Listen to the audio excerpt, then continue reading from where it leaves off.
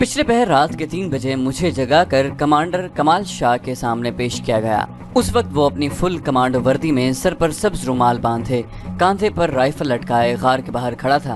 2 bodyguard उसके दाएं बाएं मौजूद थे। एक बॉडीगार्ड के हाथ में छोटी सी गठरी थी। मैंने जाते ही कमाल शाह को फौजी अंदाज में एड़ियां जोड़कर सैल्यूट किया। उसने हाथ ऊपर ले जाकर मेरे सैल्यूट का जवाब दिया। पीछे गार के दहाने पर लालटेन जल रही थी। कमाल शाह ने एक नज़र मुझे घूर कर देखा, फिर कहा, जवान, जिस दिन के लिए हमने तुम्हें तैयारी कराया था वो दिन आज आ गया है। तुम अल्लाह और उसके नबी पाक सल्लम के नाम का पूरा रखवाला बन गया है। हमने तुमको बहुत तंग किया, तुमको ऊंट घोड़े खच्चर की तरह भगाया और मारा पीटा। सिर्फ तुम्हें गाली नहीं बका, बाकी तुम्हारे साथ बहुत बुरा सलूक किया।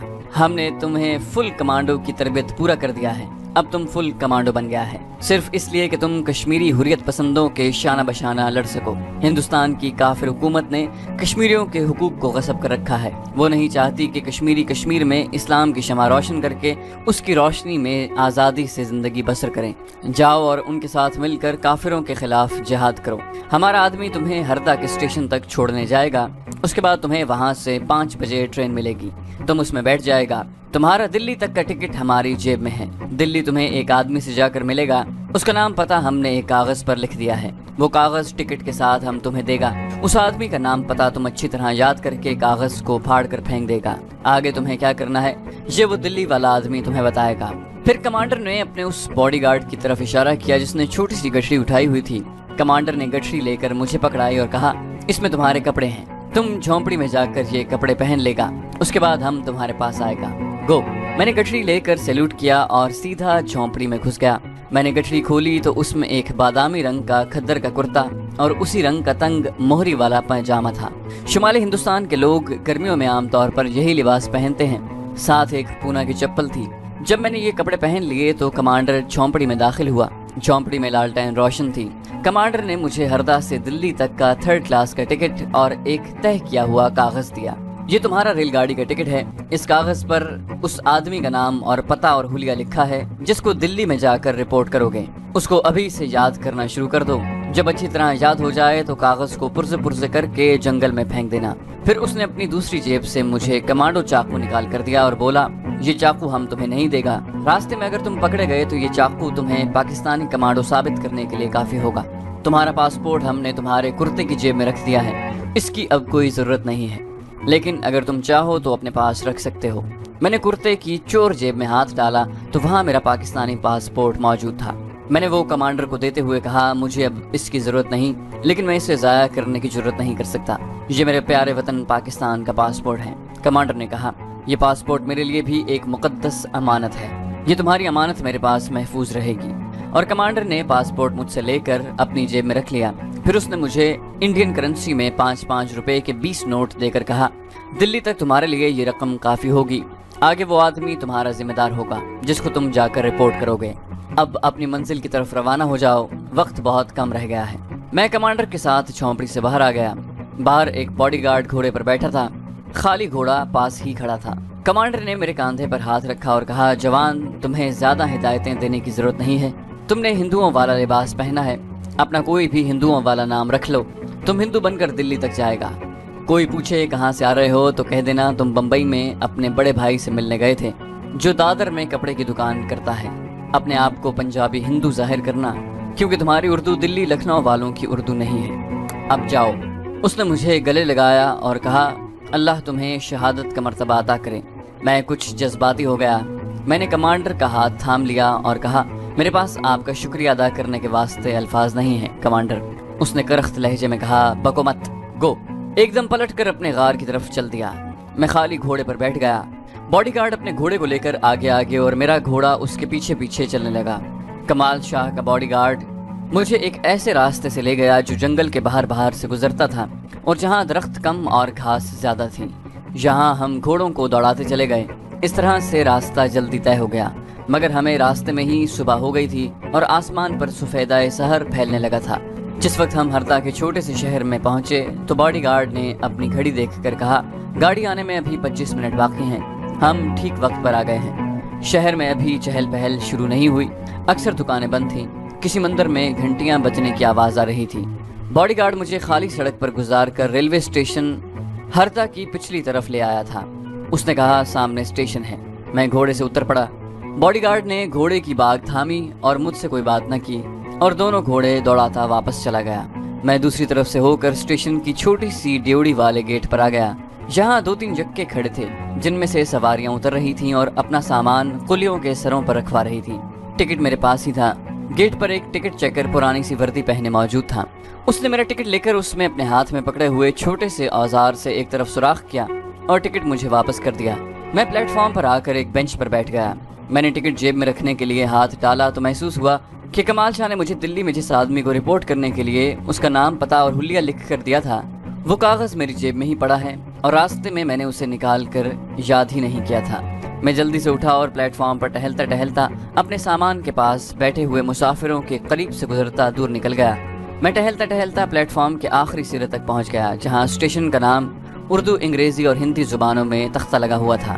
دائیں جانب پلیٹ فارم کی آہنی چھت کے نیچے کھمبے کے ساتھ لکڑی کا ایک بکس رکھا ہوا تھا۔ میں اس بکس پر بیٹھ گیا۔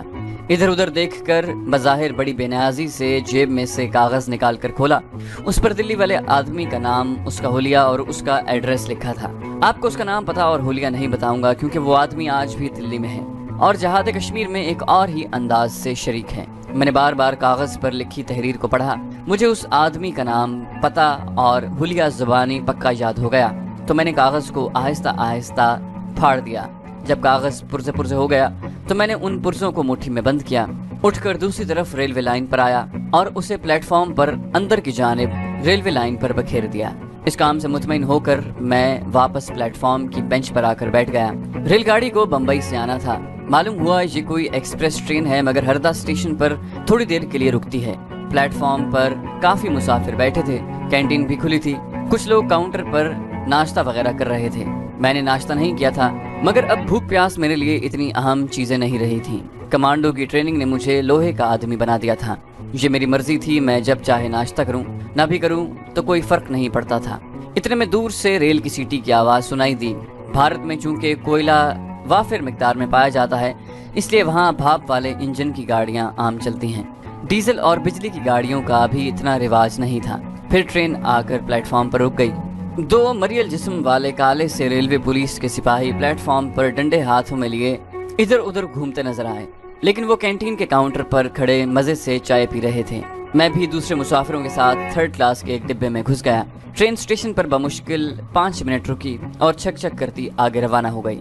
مجھے معلوم تھا کہ دلی تک کا سفر کافی لمبا ہے۔ میں نے ڈبے کے کونے میں لیٹرین کے ساتھ اپنی جگہ بنا لی۔ کھڑکی میری سیٹ کے ساتھ ہی تھی۔ ٹرین ایکسپریس تھی، چھوٹے چھوٹے اسٹیشن چھوڑتی چلی جا رہی تھی۔ 1.5 گھنٹے بعد ہوشنگ آباد کا اسٹیشن آ گیا۔ ٹرین جہاں سے چلی تو اس کی رفتار کافی تیز ہو گئی۔ آگے بھوپال کا نیم پہاڑی جنگلاتی علاقہ شروع ہو گیا۔ مجھے نیند آنے لگی تھی۔ میں نے گہری نگاہ سے ڈبے میں بیٹھے مسافروں کا جائزہ لیا۔ مجھے کوئی بھی مشکوک چہرہ نظر نہ آیا۔ میں نے کھڑکی کے ساتھ سر لگا کر آنکھیں بند کر لیں۔ نیند نے ہلکے ہلکے ہلکورے دیتے ہوئے مجھے اپنی باہوں میں لے لیا۔ جب میری آنکھ کھلی تو گاڑی للت پور کے پلیٹ فارم میں داخل ہو رہی تھی۔ میں کافی دیر تک سویا رہا تھا۔ للت پور سے ٹرین چلی تو جھانسی کے اسٹیشن پر جا کر رکی۔ اس وقت دوپہر ہو چکی تھی۔ جھانسی کافی بڑا جنکشن تھا، یہاں ٹرین کو کافی دیر رکنا تھا۔ میں پلیٹ فارم پر آیا۔ ایک کینٹین پر جا کر میں نے دال چاول کھائے، چائے پی، وہیں سے سگریٹ کا ایک پیکٹ اور ماچس خریدی۔ سگریٹ سلگایا اور کینٹین کی اوٹ میں ایک بینچ کے کونے پر بیٹھ کر سگریٹ سلگا لیا۔ سگریٹ پینے کا سوال ہی پیدا نہیں ہوتا تھا، لیکن میں چاہتا تھا کہ دیکھنے والوں کو میں بھی عام ہندو نوجوانوں جیسا نارمل نوجوان لگوں۔ سگریٹ بھارت کے نوجوان عام پیتے تھے۔ ٹرین کے ایک ڈبے میں ریلوے کے ملازم بڑے بڑے ٹوکرے اور لکڑی کے بکسے بھر رہے تھے۔ انجن گاڑی سے الگ ہو چکا تھا۔ میری عقابی نگاہیں برابر پلیٹ فارم پر پھرنے والوں کا جائزہ لے رہی تھی۔ ریلوے پولیس کے 2-3 سپاہی ادھر ادھر گھوم رہے تھے مگر میری طرف کسی کی توجہ نہیں تھی۔ آخرکار انجن آ کر ٹرین کے ساتھ لگ گیا اور 5 منٹ بعد انجن نے وسل دیا۔ گارڈ نے سیٹی بجائی۔ میں دوڑ کر اپنے ڈبے میں آ گیا۔ جھانسی سے روانہ ہو کر گاڑی ایک بار پھر جنگلوں میں سفر کرنے لگی۔ راستے میں ندی، نالے، دریا آئے۔ دتیا کا شہر آیا، وہاں بھی گاڑی کچھ دیر کے لیے رکی۔ اس کے بعد ولور نام کا بڑا شہر آیا۔ جب گاڑی گوالیار پہنچی تو رات ہو چکی تھی، جہاں میں نے فارم پر اتر کر وہی اپنی پسندیدہ ڈش بند اور مکھن کھا لیا۔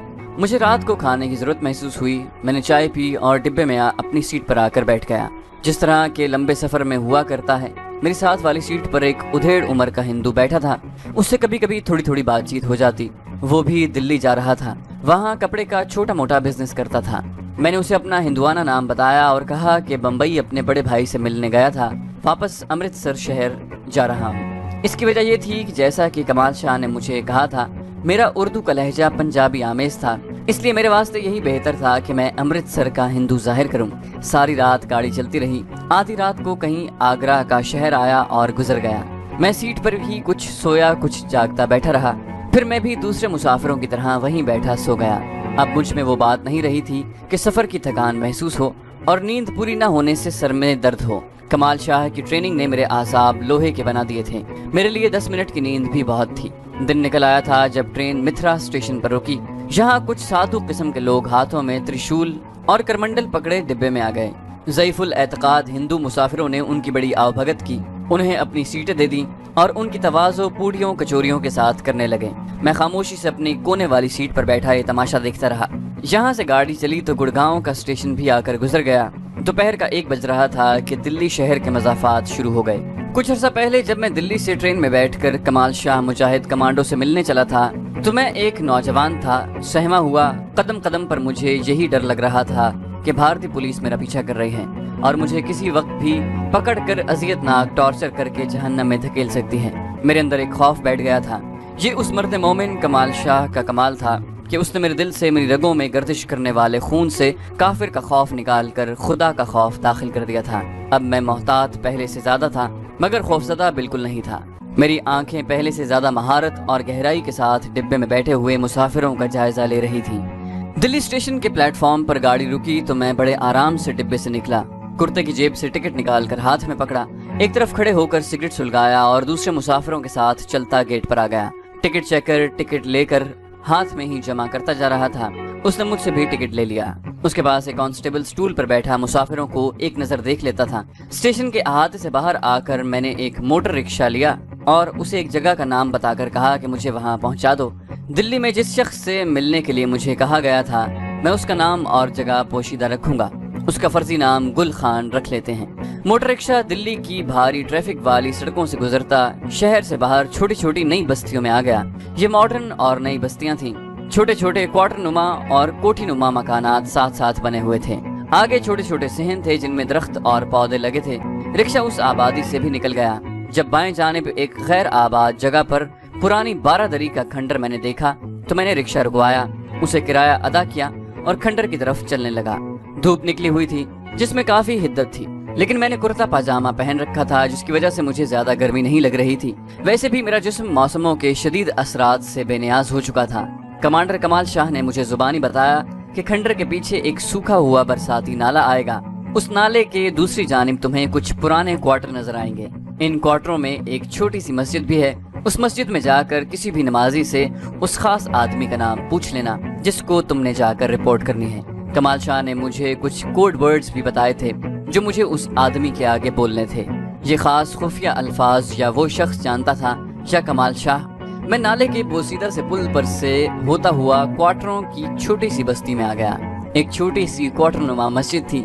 मस्जिद में एक मौलवी साहब वुजू करने वाली टूटी के आगे बैठे मसवाक कर रहे थे। मैं जूते उतार कर मस्जिद के सहन में एक तरफ होकर बैठ गया और मौलवी साहब के फारिग होने का इंतजार करने लगा, क्योंकि आदमी के बारे में मौलवी साहब मुझे जरूर कुछ बता देते। मौलवी साहब ने 2-1 बार कुल्ली की और फिर साफे से मुंह और दाढ़ी पूंछते उठकर बाहर जाने लगे तो मुझे देख कर रुक गए। इतनी देर में मैं भी उठ खड़ा हुआ। उन्होंने खालिस दिल्ली वालों की नफीस और बामहावरा उर्दू में मुझसे पूछा कि मियाँ अजनबी लगते हो, कहाँ से आए हो। मैंने अपनी पंजाबी उर्दू में कहा मुझे एक आदमी की तलाश है, मालीर कोटला से आया हूँ। मालीर कोटला भारतीय पंजाब का एक रियासती शहर है जहाँ सन 47 के फसादात में मुसलमान महफूज रहे थे और उन्हें सिखों ने कुछ नहीं कहा था बल्कि उनकी हिफाजत की थी, और मालीर कोटला में पंजाबी मुसलमान अब भी आबाद थे। मौलवी साहब ने पूछा यहाँ किससे मिलना है मियाँ। मैंने वो नाम बताया जो कि मुझे कमाल शाह ने बताया था। मौलवी साहब बोले मियाँ वो तो मनमोजी आदमी है, कभी नमाज पढ़ने मस्जिद में आता है कभी नहीं आता। मैंने उस शख्स का जो फर्जी नाम गुल खान रखा है अब मैं उसे इसी नाम से पुकारूंगा। गुल खान के बारे में मौलवी साहब ने मजीद बताया कि सामने वाली कतार में आखिरी क्वार्टर में रहता है, जाकर पता कर लो, हो सकता है वो इस वक्त घर पर ही हो। वैसे वो शहर के किसी बैंक में मुलाजमत करता है। میں نے مولوی صاحب کا شکریہ ادا کیا اور مسجد سے نکل کر سامنے والی کوارٹروں کی قطار کے آخری کوارٹر کے پاس آ کر رک گیا۔ یہ غریبانہ سے کوارٹر تھے۔ شہتوت کے ایک درخت کے نیچے 2-3 بکریاں بیٹھی تھیں، کچھ بچے ادھر ادھر کھیل رہے تھے۔ گل خان کے کوارٹر کا دروازہ بند تھا۔ اندر صحن میں نیم کا بہت بڑا پیڑ لگا ہوا تھا جس نے کوارٹر پر ٹھنڈی چھاؤں کر رکھی تھی۔ دروازے کے باہر مجھے گھنٹی کا بٹن نظر نہ آیا تو میں نے دروازے پر دستک دے دی۔ 3-4 بار دستک دینے کے بعد صحن میں کسی کے قدموں کی چاپ سنائی دی۔ بھاری روبدار آواز میں کسی نے کہا، آ رہا ہوں بھائی، دروازہ تو نہ توڑو۔ دروازہ کھلا اور میرے سامنے درمیانے قد کا ایک سرخ و سفید آدمی کھڑا تھا۔ عمر 50 برس کے قریب ہوگی مگر صحت بڑی اچھی تھی۔ سر کے بال خشخشی تھے جن میں سفید بالوں کی کثرت تھی۔ ململ کے کرتے کے نیچے چوخانہ تہمت باندھا ہوا تھا۔ آنکھیں عقاب کی طرح چمکیلی اور تیز تھیں۔ حاجیوں والا زرد رومال کاندھوں پر تھا۔ میری طرف غور سے دیکھ کر اس شخص جس کا نام گل خان تھا اس نے مجھ سے پوچھا، کیوں میاں، کس سے ملنا ہے، کہاں سے آئے ہو؟ میں نے کہا، مجھے کمال شاہ صاحب نے آپ کے پاس بھیجا ہے۔ کمال شاہ کا نام سن کر گل خان دروازے میں سے تھوڑا آگے ہو کر دائیں بائیں دیکھا اور کہا، اندر آ جاؤ۔ اندر چھوٹا سا صحن تھا جس پر نیم کے درخت نے سایہ کر رکھا تھا۔ درخت کے پاس ایک چارپائی بچھی تھی۔ چارپائی کے پاس ہی لوہے کی کرسی پڑی تھی۔ سامنے ایک کمرہ تھا جس کا آدھا دروازہ کھلا تھا۔ گل خان مجھے اسی کمرے میں لے گیا۔ گل خان نے مجھے کرسی پر بیٹھنے کا اشارہ کیا، خود میرے سامنے اسٹول پر بیٹھ گیا۔ کمرے کی عقبی دیوار میں سلاخ دار کھڑکی کھلی تھی، اس کا میلا سا پھولدار پردہ چنا ہوا تھا۔ کمرے میں اس کھڑکی میں سے دن کی روشنی آ رہی تھی۔ گل خان نے مجھے ٹکٹکی باندھ کر دیکھا اور کوڈ ورڈز میں ایک جملہ بولا۔ مجھے کمال شاہ نے سب کچھ زبانی بتا دیا تھا، میں نے بھی اس کے جواب میں ایک جملہ بول دیا۔ یہ میری طرف سے گل خان کے کوڈ ورڈ کا جواب تھا۔ اس کے بعد گل خان نے کوڈ ورڈز میں پوچھا، جب تم ٹیلے پر سے دریا میں گرے تو اس سے اگلا اسٹیشن کس شہر کا آیا تھا؟ مجھے اس بے ہنگم مگر اہم کوڈ کا جواب معلوم تھا۔ میں نے فوراً جواب دیا، اگلا اسٹیشن شاہ مراد کا تھا۔ گل خان نے مجھ سے مصافحہ کیا اور بولے، کتنے ماہ کمانڈو ٹریننگ کی ہے تم نے؟ میں نے کہا 6 ماہ۔